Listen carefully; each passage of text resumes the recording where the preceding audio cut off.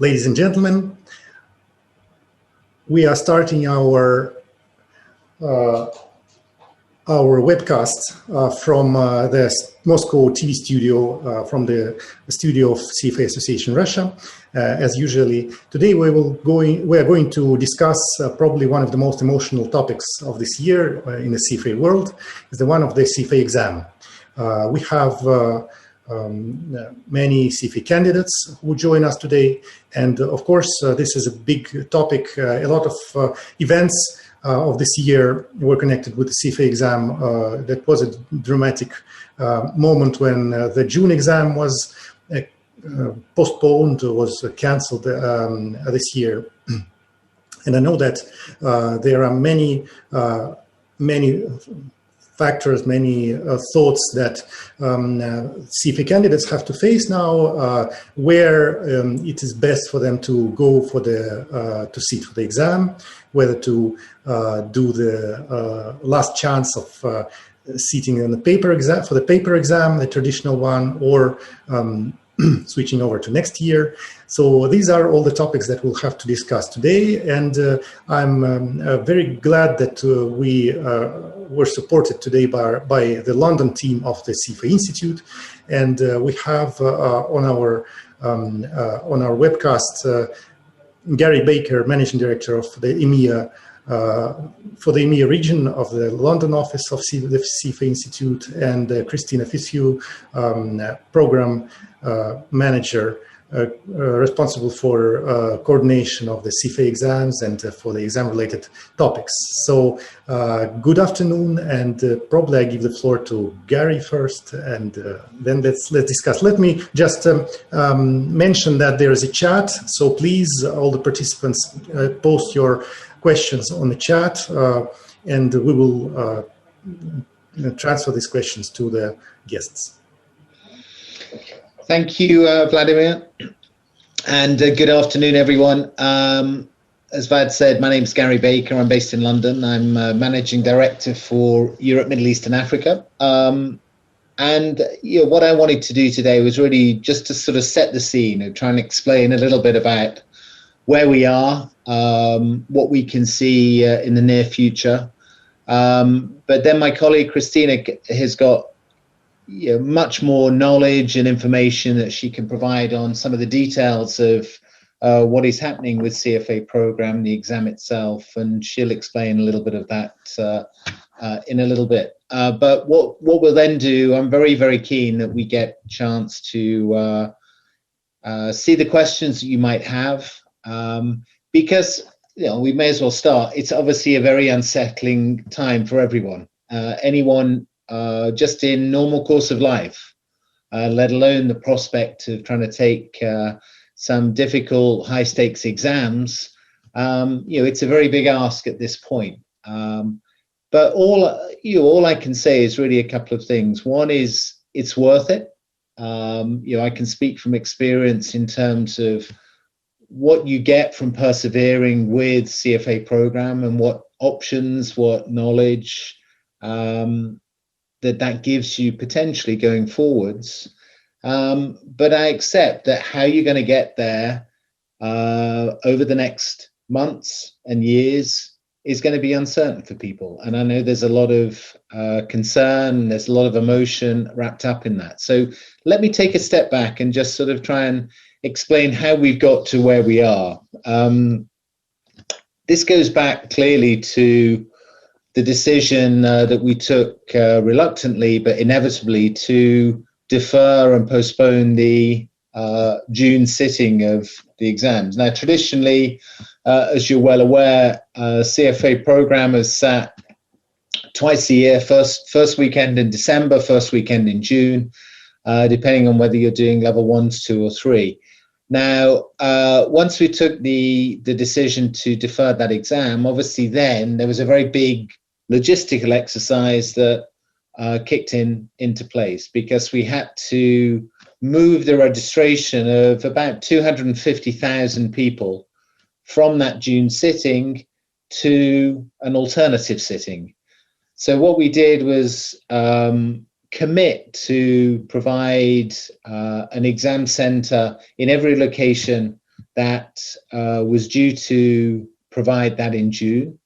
And obviously that was very different to normal years where we only do level 1 in December. So December was opened up to all 3 levels. And by and large, a lot of people, more than 210,000 people, then signed up for that December option. Now, clearly, as we sit here today, there is still some concern as to whether all exam centres can function across the globe. If I had to guess, I would say that it's almost inevitable there will be some exam centres that are unable to sit exams in December. And we know that because there are restrictions locally in place on gathering of certain numbers of people, use of venues. So there are some venues we simply have not been able to confirm and put in place the necessary practice. As things stand at the moment, though, Russia is still very much going forward. The Moscow Centre is confirmed. All plans are being continued to sit that exam in December. So really then we're in the hands of local authorities, local conditions, and that will always be the first thing that we have to deal with. The safety of the candidates, the safety of the staff and vigilators that organize the exam, clearly that has to take precedence over everything else. And so we will always do what we need to ensure the safety of everyone concerned. But if, fingers crossed, that we continue to go down this path, and at the moment, December looks to be fine for Russia. Kristina will deal with some of the logistics on a couple of questions that you might have if we anticipate, but all I would do is just to make sure and encourage you to keep checking in with your CFA Institute login details to check the latest information that is coming out. We will convey information as quickly and as practically as possible to make sure that people get as much notice if there are changes. But as I said, at this point in time, Moscow is firmly going ahead. Now, as well as deferring the June exam, the other big decision that we took subsequent months was to accelerate a process that was already underway, and that was to move all the exams from a paper-based system to computer-based testing starting next year. Now, initially, that was only going to be targeting level 1. We were already planning, and this plan had been going on for the last 3 years, preparing to move level 1 to all computer-based testing starting next year. But the decision was then taken a couple of months previously to move all 3 levels to computer-based testing, and that's on a staggered basis that Kristina will explain in a second. But what that means is that December is the final paper-based exam. And that for some people is a source of much joy, and for some is concerning. But that's change. We've all had to get used to change, even more so in the past 6 months. And I think this is positive. It's positive for a number of ways. I think it gets closer to really the real world experience of what you would encounter within your normal course of business. That familiarity dealing with computers, testing via computers, rather than a pen and paper that then is shipped off back to Charlottesville to get graded, to get marked. So I think that just brings us up to date. It also gives us many more options as well. You as candidates will have more options as to how and when you sit your exam, whether level 1, 2, or 3. So you do not have to be faced with this prospect of, if sadly you did fail a level, having to wait for level 2 or 3 another year before you can then resit. There are more options available to you. But what hasn't changed, and I want to emphasize this really, really very clearly, the standard of the exam is not changing. It is still a very, very tough exam. And the qualification that you get at the end of it, when hopefully you pass all 3 levels and you have that requisite work experience, that quality of and standard and level of your accreditation will be exactly the same as what you've seen in previous years. You know, none of our membership, none of our CFA charter holders will ever agree to there being any lessening in quality. So that quality, that standard is being maintained. And then secondly, the other thing that I always want to try and emphasize to candidates is we're not just trying to teach you things and convey knowledge that equips you for what is happening now. What we're also trying to do is anticipate and guide you and help you in where your career might be over the next 5 years and beyond. So we're trying to sort of give you a base level of knowledge in investment management, in financial techniques, that is going to stay relevant to you and applicable for you in your careers going forwards. I certainly find that. You know, I found that enormously during my career. I was always an equity analyst in equity research throughout my early career. But what I learned, for example, at level 2 in fixed income, in other disciplines, really stood me in very good stead. It's not something that I would have learned at work necessarily at that point, but that gave me a great platform in terms of that breadth of knowledge to then be able to be a lot more flexible going forwards. So that relevance and that optionality and that breadth of coverage, to me, was one of the great benefits and advantages of the CFA program. And we're absolutely committed to making sure that that remains the case going forward. So if you're putting in that time and effort, you deserve to get that promise from us that what you might achieve at the end of it is going to be fantastic quality, that is going to give you real value as you venture out into the job place, marketplace, wherever that might take you. So with that, let me hand over to Kristina to talk a little bit more about the exams and what that timetable looks like for next year. And then perhaps we can come back and deal with some of the questions that might be occurring to you as we go through this presentation. That sounds great. Thanks so much, Gary. I am going to share my screen really quickly, so give me just 1 second. All right, I hope everyone can see those slides. So, hi everyone, thank you for allowing me to join you today. My name is Kristina Fitzhugh, and I'm the manager of CFA program. I really focus on the day-to-day business operations of the program and the overall candidate experience. So today I want to talk a little bit about the December 2020 exam, the deferral options that are available to candidates, and our transition from paper-based testing to computer-based testing.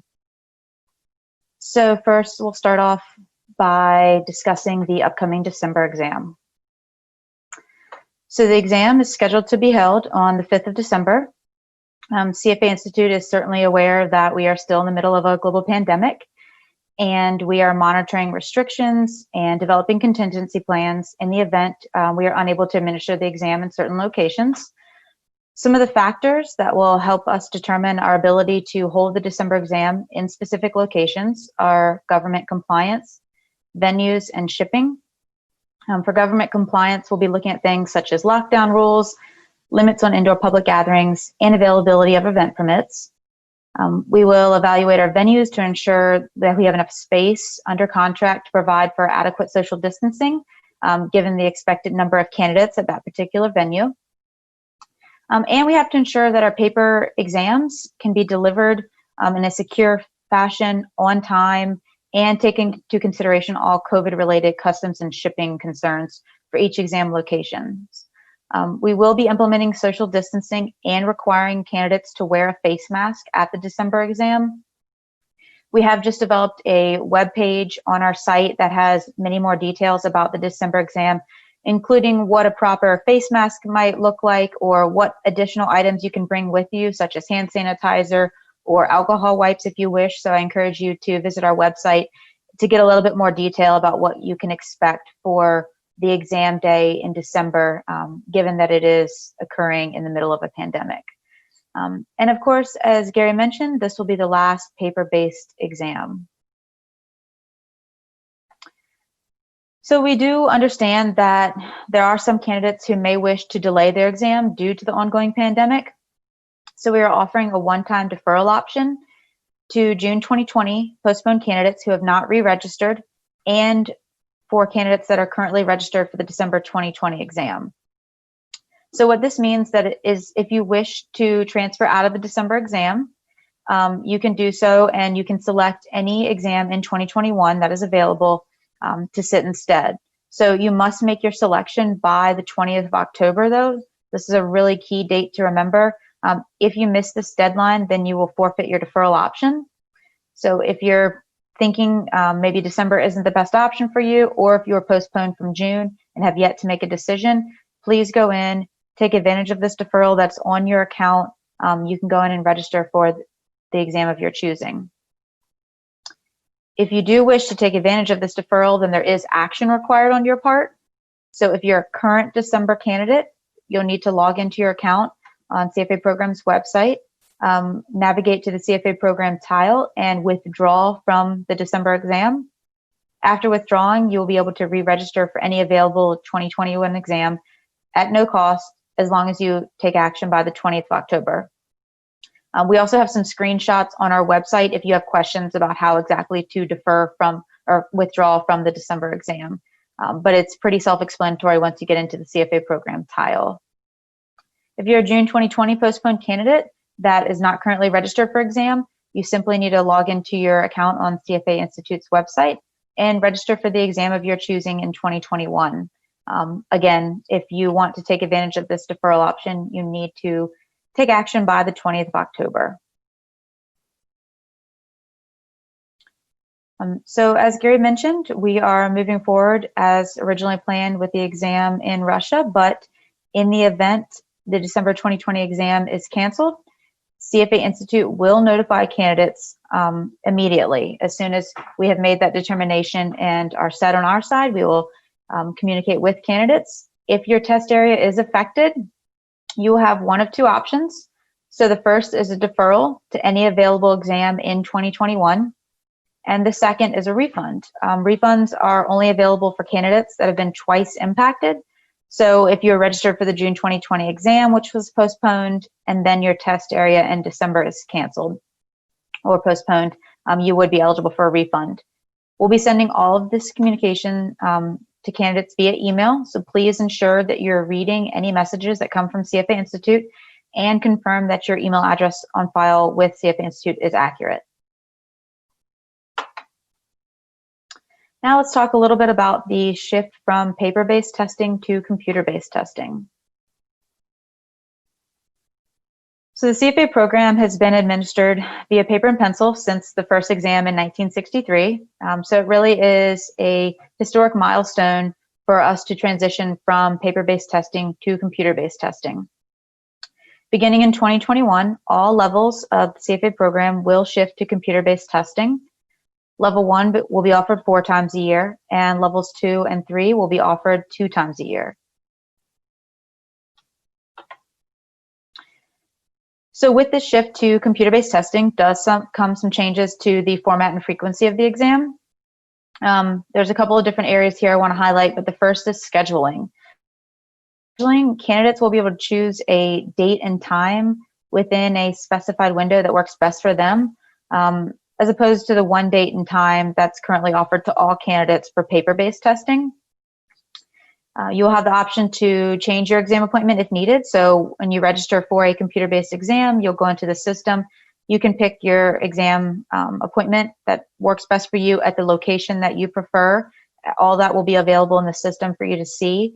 And then you schedule your appointment. If you wish to change that appointment, that will be allowed, but there is an associated rescheduling fee with that. So that's just something to keep in mind as you're planning out what date would be best for you. And if you are currently registered for a CBT exam, a computer-based testing exam, but have not made your exam appointment, I would encourage you to do so as soon as possible, because all of those appointments are available on a first-come, first-served basis. So in order to ensure you get the date and time that works best for you, the sooner you go ahead and schedule that exam appointment, the better. So computer-based testing has allowed us to offer exams in over 400 locations globally. This includes all test areas where CFA program is usually administered for the June exam, as well as many additional areas. So some of that might be multiple locations in one city, or some might be the addition of other cities for testing. So more details about all of our test areas is located on our website, and I would encourage you to check that out to start planning out your path for 2021 and figuring out which test area you might prefer. The exam length has changed. Paper-based exams consisted of 2 3-hour sessions for a total of 6 hours, while computer-based exams will be 2 2.25-hour sessions for a total of 4.5 hours. I'll talk a little bit more in a few slides about the exam day experience for computer-based testing. And then finally, the exam format. So there will be fewer questions because the exam will be shorter in length, time length, but level 1 is still multiple choice. Level 2 is still item set, which is a short vignette followed by multiple choice questions. And level 3 is still a mixture of item set and essay. So I know that some candidates and charter holders may worry that a shorter exam and fewer questions means an easier exam, but this is not true. Before planning the shift to a shorter exam, CFA Institute invested in independent psychometric research of our examinations.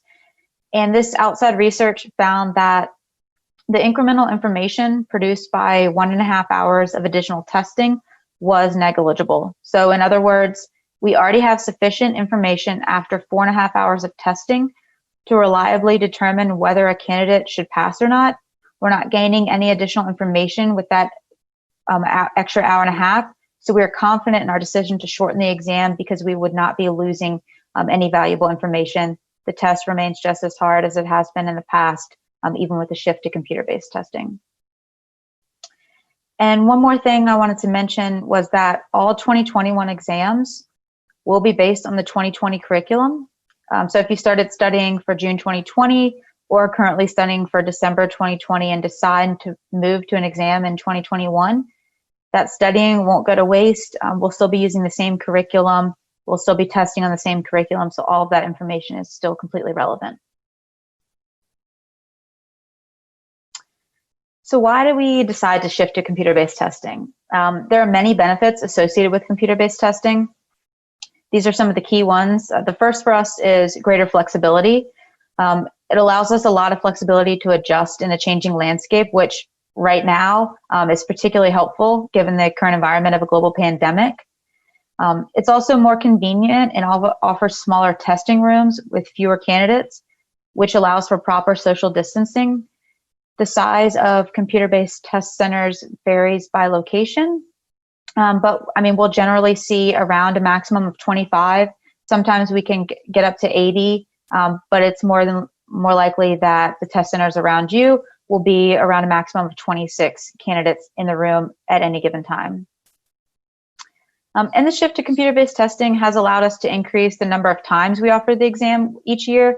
It's enabled us to provide this kind of multi-day exam window format that I spoke about earlier so that candidates can choose their preferred date and time, and it allows for testing in more locations. And additionally, a fully digital format aligns well with the real-world professional working environment. So computer-based testing offers CFA Institute the opportunity to introduce new question types that employers or candidates might find to be more reflective of practice. This is just a possibility. The test question format for 2021 will remain the same as it is with paper-based testing, but this is an opportunity provided to us by computer-based testing that in the future, if we wish to explore new question types, we can do so with that. But rest assured that if we decide to make that change, that will be well communicated to candidates in advance, so you will know what you're getting into. So the exam day experience with computer-based testing will be different than our traditional paper-based exams where we have hundreds or thousands or tens of thousands of candidates in large testing venues, but we'll still have many of the same rules and procedures in place. Candidates will arrive to their chosen test center and have to check in with proctors just as they typically would. Each test center will be monitored for cheating of any form, including cybersecurity. Candidates will not be able to bring in any outside writing materials or paper and pencil, but they will be provided with writing materials at the test center. So if you need to, work out a formula or make some notes to yourself, you will be able to do so. And you will still be able to be allowed to bring in your approved calculator, so the Texas Instrument BA2 Plus or the Hewlett-Packard 12C. Each exam appointment will look similar. After the candidate gets checked in, the time portion of the appointment will begin. There'll be time allotted at the front end for the candidate pledge, a short tutorial on how to use the software, and then a little survey. The timed exam will then begin with session 1. There will be an optional break at the end of session 1, and then session 2 will begin. Candidates are allowed to take unscheduled bathroom breaks if needed, but that will use the testing time, as the clock will continue to run just as it does with the paper-based exam. And if you're curious as to what the computer-based testing experience will be like, there is a tutorial available, so you can familiarize yourself with the software features. If you are a registered candidate, that tutorial is available on our candidate resources page. So if you log into CFA Institute's website, you'll see that under the top nav under CFA program. Or if you're not registered yet but are just curious about the experience, that tutorial can be found on our testing vendor's website, and that testing vendor is Prometric. So if you go on their website, you can find the tutorial. I did want to highlight the 2021 exam schedule and pricing. So pricing is dependent on when you register. The early registration fee is $700 and the standard registration fee is $1,000. There is a one-time enrollment fee of $450 for new level 1 candidates. In 2021, the level 1 exam will be offered 4 times in February, May, August, and November. All 3 levels will be offered in May, level 2 again in August, and level 3 for the second time in November. An important note is that candidates cannot sit in adjacent windows. So you have to have 6 months in between your testing windows. So this means if you're sitting in February for level 1, that you can't test again in May, you'd need to wait until August.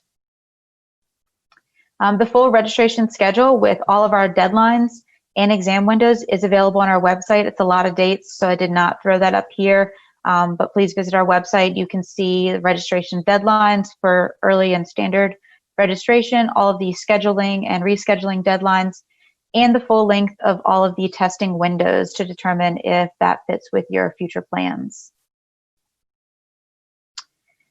And then I did want to also highlight the 2022 exam schedule. So the 2022 exam schedule is slightly different than 2021.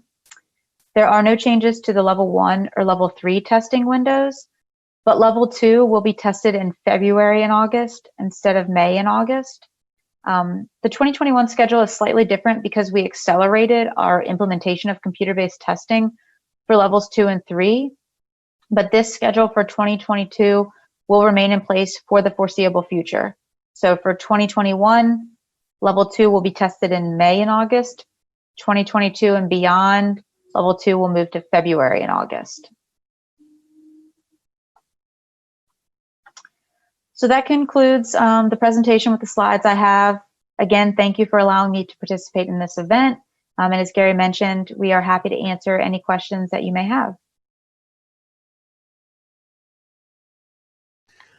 Okay, thank you so much, Kristina. That was a very brief and concise overview of the changes. And of course, we are waiting for some questions now. Maybe the first one which comes to my mind, we'll take the privilege to host it, that, for instance, the mock exams. CFA Russia has been running mock exams twice a year for the past almost 10 years. And will that format exist? What are the preparatory tools for the new exam? So the mock exams for computer-based testing from CFA Institute's perspective will remain the same. We have a great learning ecosystem that all candidates get access to upon registering. This ecosystem contains access to all of our curriculum and readings, our end of reading questions, some other prep questions, and then the mock exams. So the question format will remain the same. So the mock exams presented on the learning ecosystem will be different, or will be the same. The difference is simply how the candidate goes about, answering. Instead of paper and pencil, it will be computer-based. The questions will appear just as they would on paper. So if it's a multiple choice question, we have a short statement and then, 3 options below. It's going to be exactly the same for computer-based testing. It's nothing that the candidates haven't seen before. It will look very similar to the learning ecosystem because that is on the computer. That's how they're going through the mock exam. So mock exams will still be available for all computer-based testing exams, but it'll be presented in the same format as it is currently for paper-based. So no changes there from CFA Institute's perspective. Mm-hmm. There is a question from Alexander. He's asking, what about retaking the exams? Let's say if he sits in May for the level 3 exam, and can he retake then in November, or it should take longer? Yes, so if somebody takes level 3 in May and fails and they wish to sit again in November, that is possible because that they have the 6-month time period in between. That's not adjacent windows. So if they wish to do that quick turnaround, that is up to them, whatever works best for their schedule and their study plan, anything like that. So that is completely allowed. One thing to keep in mind is that with these registration deadlines, if they sit in May and then wish to sit again in November, it's likely that they'd have to pay the higher registration fee. So that's something to keep in mind, whether timing of getting through the exam more quickly or price is more of a determining factor for the candidate. So it's something to consider when planning out their future studies is that registration fee as well. If the bump from 700 to 1,000 would really be something that the candidate would prefer not to take on, then they might wish to push out a little bit later so they can get the early fee for a future exam. Mm-hmm. Okay, there are questions about this 20th of October deadline. Of course, it's a fixed date, but now let's say for those who want to sit for the paper exam in December, if the exam is cancelled in November, let's say, will they automatically have the right to sit on February?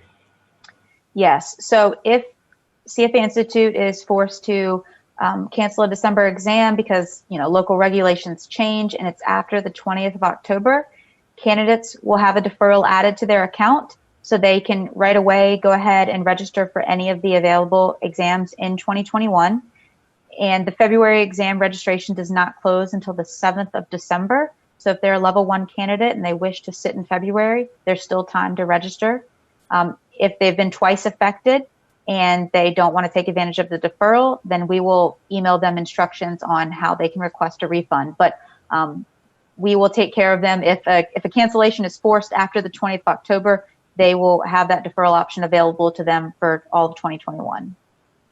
Mm-hmm. What about, the computer-based format is so different that there are some technical subjects also that are interesting to candidates. Let's say the exam sets, because for the paper exam, there is one exam set for all around the world, and it's there is no issue because everybody sits on the same time. Will there be different sets, 4 different sets over the year now, or how often will the exam sets change? The sets of questions. Yeah, I mean, maybe I can take that. Obviously, exam security and accuracy is always very important to us. And even under the paper-based exam, if you think about when we open for the first sitting in New Zealand to when it finishes on the west coast of the States, we do take measures. We've always taken measures to ensure that the chances of people cheating or informing people of questions as they come out the exam is minimized. And naturally, we don't reveal all of the ways in which we do that. But yeah, that is taken very, very seriously. One of the key considerations in moving to computer-based testing is the need to have a much, much bigger examination question bank, because we will be changing the questions or dipping into different questions over the course of those 4 sittings, particularly at level 1. So there's many more questions that are required to be able to satisfactorily protect the integrity of the exam, but also, as I said at the outset, to maintain the standards of it. Now, that has all been done. That is an ongoing process. All I would say, you know, I'm not in that examination team, but the combination of what we do with the psychometricians, what we do with the question writers, we are really dedicated and good at what we do on this. And it really is something that we take very seriously. Obviously, it's in the interests of everyone that we protect the integrity of the exam. So that is what we do, and we spend a great deal of time and resource doing that. Thank you. Yegor Chernyshov is asking, given the shorter digital exam length, the format is totally different. So should we expect different types of questions? Let's say, should the questions be more difficult then to meet that change?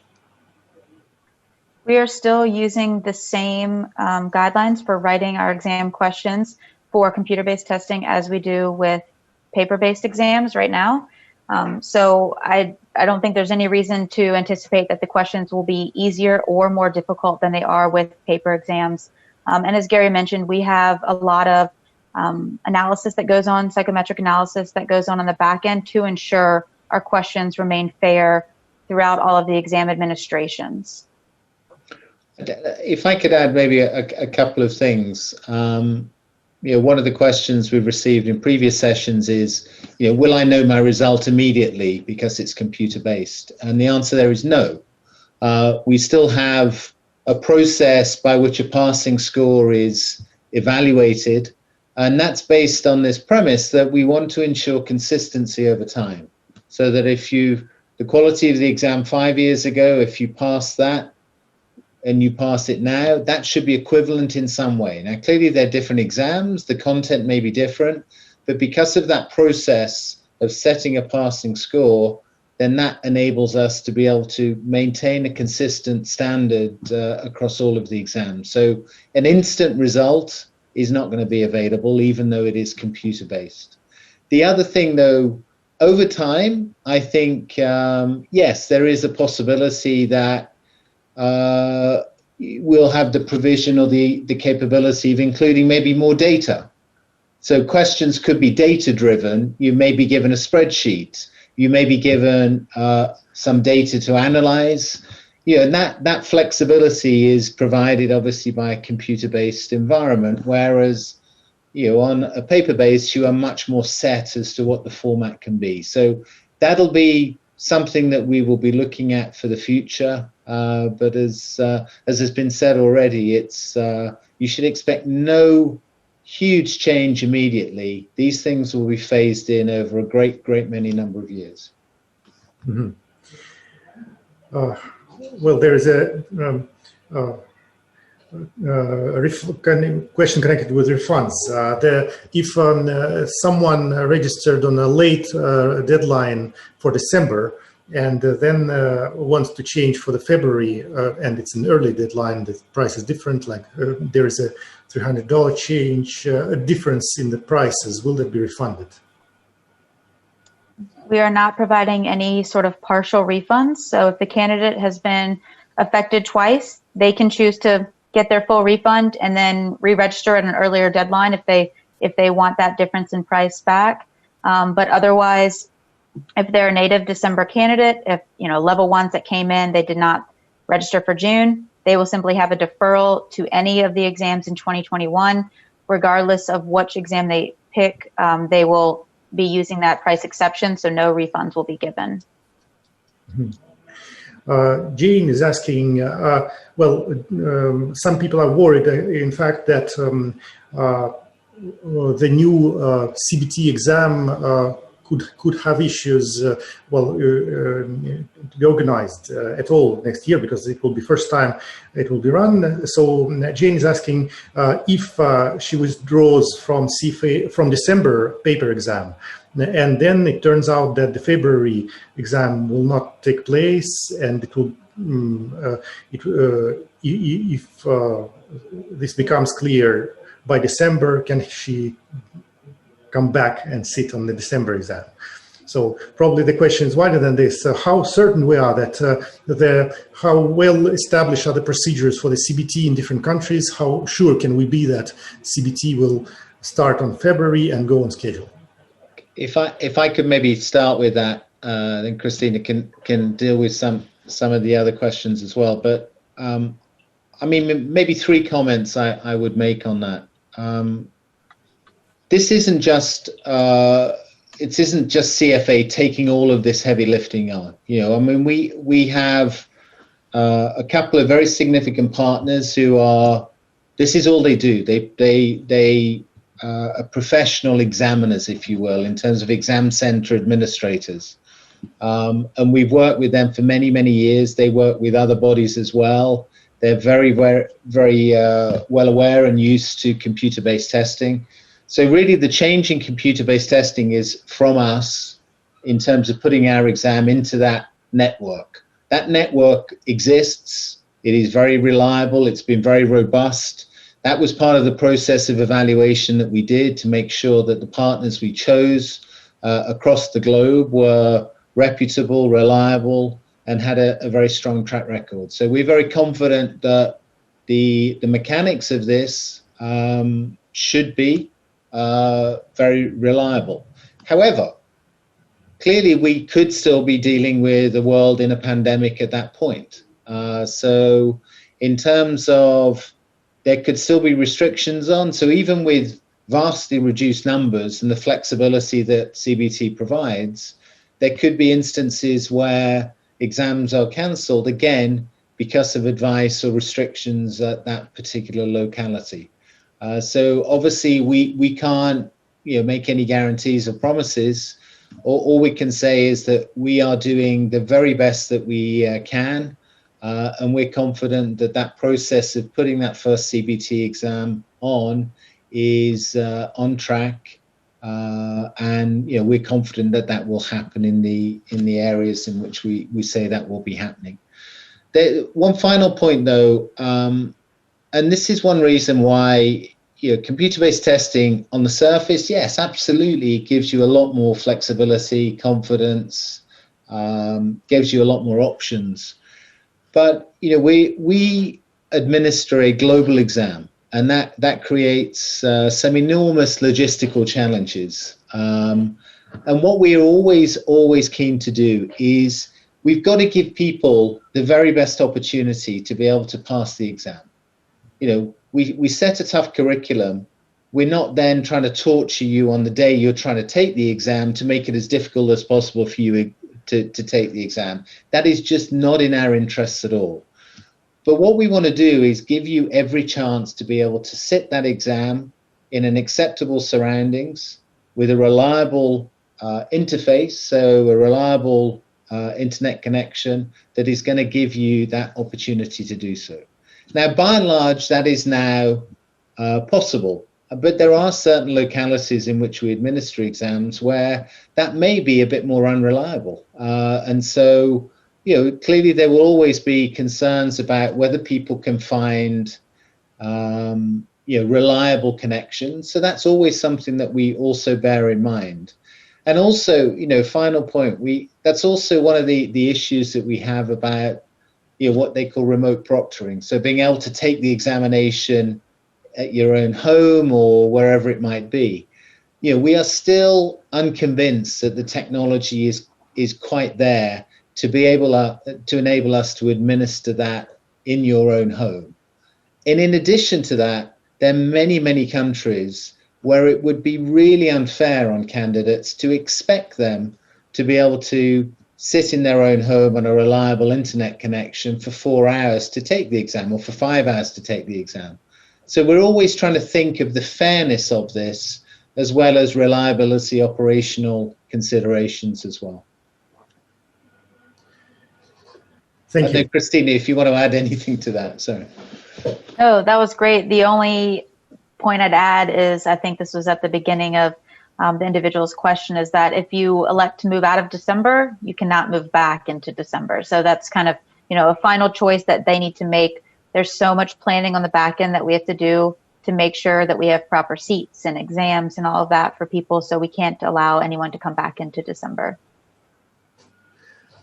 Yes, I see that this exam change logistics worry several candidates. For instance, there is information that Moscow already ran out of slots for level 1 in February. So those who move out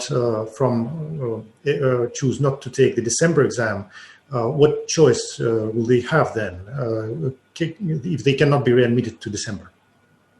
So we are actively working with our testing vendors to acquire additional capacity at these test centers that have already, are close or have reached capacity in February or May or beyond. So I would encourage candidates to reach out to our contact center and ask them for more details. They can inform them whether we anticipate and when we anticipate additional capacity being added. But that is something that we are aware of is an issue, and we are looking into so that we can ensure we can accommodate the number of candidates needed across all of our testing windows next year. Mm-hmm. Well, one more question about the exam format. Of course, the essays will stay in place, but how will this work with the essays? People will have the same time for essays. It will be administered in the same way. So could you tell a bit more in detail? So the essay exams, we say essay, but it's really more of a short answer type of questions for the level 3 exam, for the essay portion of the level 3 exam. So presented on a computer, it won't be much different than it is on paper. You'll have the keyboard there where you can easily type in your answer. More details will be provided as we get closer to the first computer-based level 3 exam, but we can tell you as far as formulas or anything like that goes that, CFA Institute won't ask a question on the exam that we don't provide an ability for candidates to answer. So we're not going to ask you to enter a long formula if it's not compatible with the software that we're using. So I think that's kind of, that's something to keep in mind as you're going through your studies. But like I said, more details will be available as we get closer to the first level 3 exam. It's maybe just worth reflecting on that as well, because while we're talking about obviously candidates on this call, the back end of this is there's also been very big changes as far as how we grade exams as well. That's the flip side. So particularly at level 3, traditionally those paper-based exams have been boxed up, sent off to Charlottesville, and then several hundred people descend on Charlottesville for 2 weeks a year and mark this in extraordinary military precision. Now, computer-based testing obviously changes that. There's no need to be in a physical locality necessarily. You do need to have some pretty good logistical organization around it, but that change has been a big one as well. And that, again, is initially that was one of the things that was going to set the pace by which we could change all levels. But we're confident that those have all been resolved now and that we will get these things graded and turned around in a suitable time. Okay. There is a question from a scholarship recipient. Valeria is asking if she's a holder of a CFA scholarship. Will there be any additional costs with changing the exams, dates, or are the scholarships do they remain in place?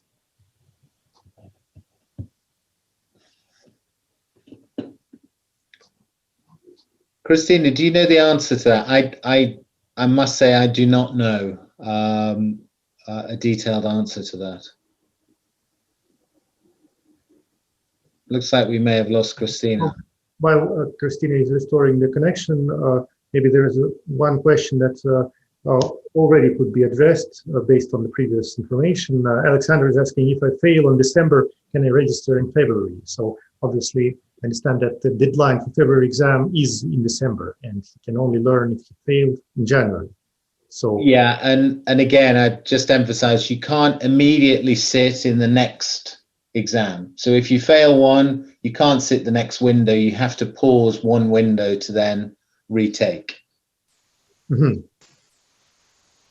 Okay, Kristina, is that? Sorry about that. Did you hear that one on scholarships? I did not hear the question. I'm so sorry. Would you mind repeating it? So Valeria is asking if she is a recipient of a CFA scholarship and she wants to move to change the exam date. Will there be any costs incurred with the exam dates change, or the scholarship remain in place? Yep. So if a candidate received a scholarship for the December exam or the June 2020 also, they have the same deferral options that everyone else does, and there are no associated fees with that, as long as they make their selection by the 20th of October, or if their December exam happens to be canceled, they'll have those same deferral options. So scholarship recipients will not be required to pay any additional fees. Mm-hmm. Okay, maybe one more logistical question is connected with deadlines for exam center changes or some other changes, because with the computer-based exam, one could suggest that the changes could be easier and the deadlines could be shorter for exam center change, etc. Will these deadlines remain the same as with paper exam? So we have a full registration schedule online. It's a little bit different this year because of the kind of quicker transition to computer-based testing for level 2 and level 3, and because of the June postponement. But in general, candidates can, I think the registration period opens about 9 months in advance of the exam window. They can go in for that entire time. It closes about 3 months prior. After registration, the candidate will have until I don't know the exact details off the top of my head, but they will have a period of time in which they can schedule their exam. And then they have until about a month out from their exam window to reschedule their exam. So there is flexibility there for the candidate, but it is not all the way up to the exam window to allow for rescheduling. The rescheduling deadline is about a month out from the exam window. So that is something that the candidate would have to plan for and, make sure that they know where they're going to be on that date so that they can pick the proper test area and time for them. So they'll have to make that final decision about a month out. Mm-hmm. Okay, so before we get some more questions about the exam, maybe it's worth touching the subject of membership, because the CFA exams and the CFA program is not only about passing the exam, but it's also about belonging to the community. And it is known that the CFA Institute goes through changes in strategies, strategic vision may be changing because the management changed from this. The new CEO and president was appointed this year. So, what could be said about that? How life of the members will change? Well, I think the key to reflect on, Vladimir is absolutely correct. I think passing the exam, although it's a notable feat in itself and worthy of huge celebration, it really is in some ways the start of the process. And the start of the process I always talk about is that you really need to commit to then look after the charter. And that means maintaining your knowledge, your expertise. And the best, easiest way of doing that is by joining your local society, because they can provide that connection to other charter holders, other content experts. And Russia, in Russia, you have a fantastic local society that is very active. They provide very good programs for their members. So I'd strongly encourage that. And really, if I think then about the wider strategic perspective, I mean, the key thing there is really our commitment to developing our whole professional learning capability to a much greater extent. Obviously, we've always been known and will continue to be known for our CFA program, CIPM, investment foundations, and the other programs that we also look after.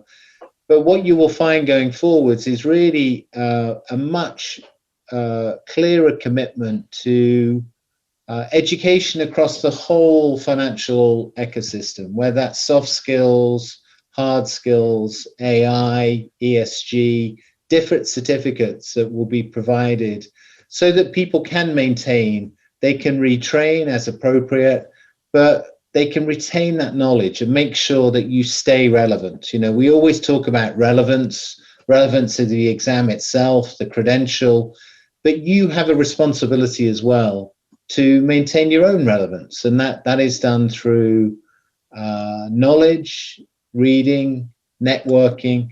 And, you know, I'll say again, I think a combination, obviously, if you pass your program, you receive your charter, you'll be a member of the CFA Institute, but so much of this happens at that local level, and being able to support your local financial community, I think is really, really crucial in terms of really gaining the full effect of what the CFA can provide.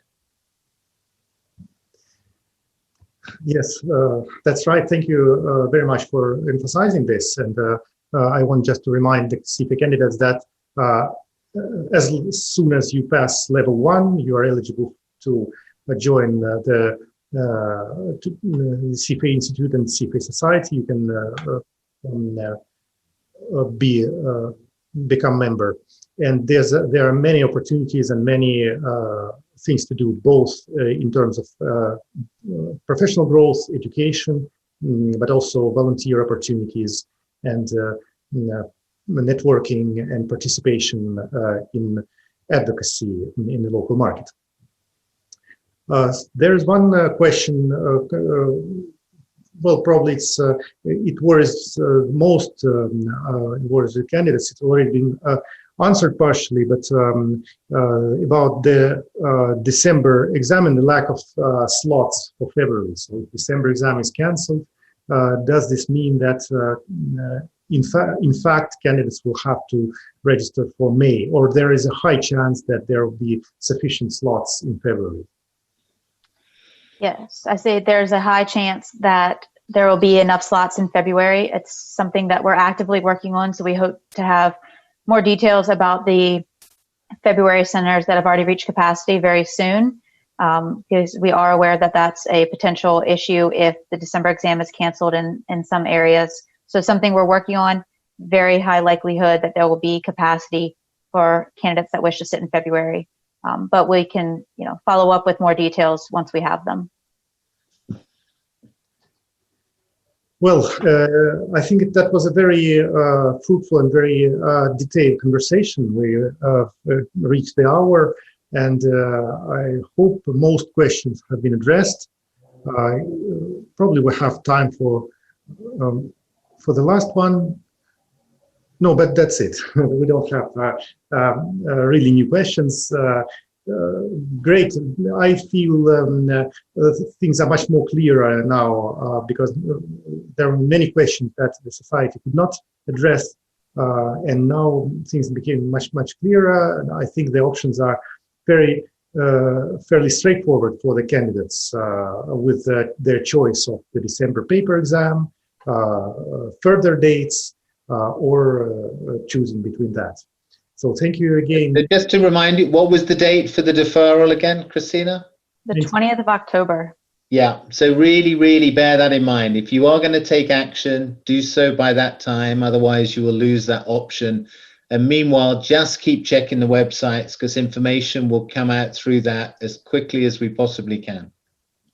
But of course, those who want to sit for the December exam, don't worry. If local authorities support the CFA Institute to cancel it, then you'll have the opportunity to register for February.